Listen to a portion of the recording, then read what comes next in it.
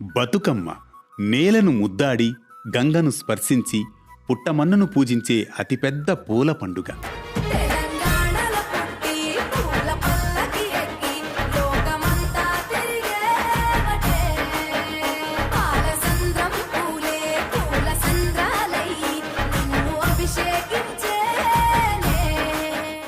భాద్రపద అమావాస్య రోజున ఎంగిలి పూల బతుకమ్మతో మొదలుపెట్టి దుర్గాష్టమి రోజున జరుపుకునే సద్దుల బతుకమ్మ వరకు మొత్తం 9 రోజులు 9 పేర్లతో బతుకమ్మ పూజలందుకుంటుంది. ఆ సింగిడిలో రంగులనే దూసి తెచ్చి తెల్ల చంద్రుడిలో వెన్నెలలే తీసుకొచ్చి. ఈ బతుకమ్మ పండుగ వెనుక చాలా కథలున్నాయి. కానీ ఒక కథ మాత్రం ఎక్కువగా ప్రాచుర్యంలో ఉంది. పూర్వం తెలంగాణ ప్రాంతాన్ని రాష్ట్రకూట రాజులు పరిపాలించేవారు. వేములవాడ చాళుక్యులు రాష్ట్రకూటుల వద్ద సామంతులుగా ఉండేవారు. చోళులకు రాష్ట్రకూటులకు మధ్య యుద్ధం జరిగినప్పుడు వేములవాడ చాళుక్యులు రాష్ట్రకూటులకు మద్దతుగా నిలిచారు.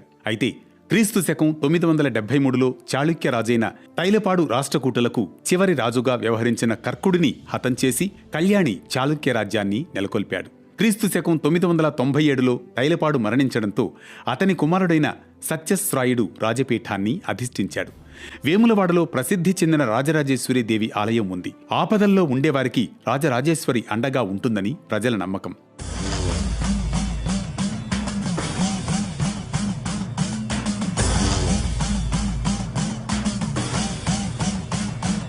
ప్రజలే కాదు, చోళరాజు పరాంతక సుందర చోళ కూడా రాష్ట్రకూటుల నుంచి ఆపద తలెత్తినప్పుడు రాజరాజేశ్వరి దేవికి భక్తుడిగా మారిపోయాడు. రాజరాజేశ్వరే తనను కాపాడిందని నమ్మిన పరాంతక సుందర చోళ తన కుమారుడికి రాజరాజా అని నామకరణం చేశాడు. రాజరాజ కుమారుడైన రాజేంద్ర చోళ సత్యాశ్రాయిపై జరిగిన యుద్ధానికి సేనాధిపతిగా వ్యవహరించి విజయం సాధించాడు.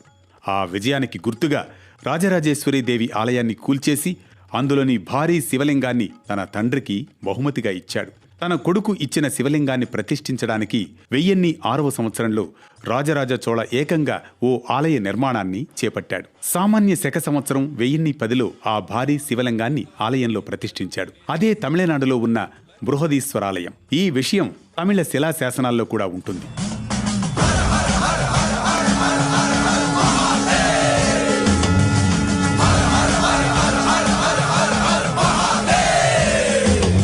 ఇప్పటికీ వేములవాడలోని భీమేశ్వరాలయ శివలింగానికి బృహదీశ్వరాలయంలోని శివలింగానికి మధ్య సారూప్యతను మనం స్పష్టంగా చూడవచ్చు. వేములవాడలో ఉన్న శివలింగాన్ని పార్వతీదేవి నుంచి వేరు చేసి తంజావూరుకు తరలించినందుకు తెలంగాణ ప్రజల మనసు కలచివేసింది.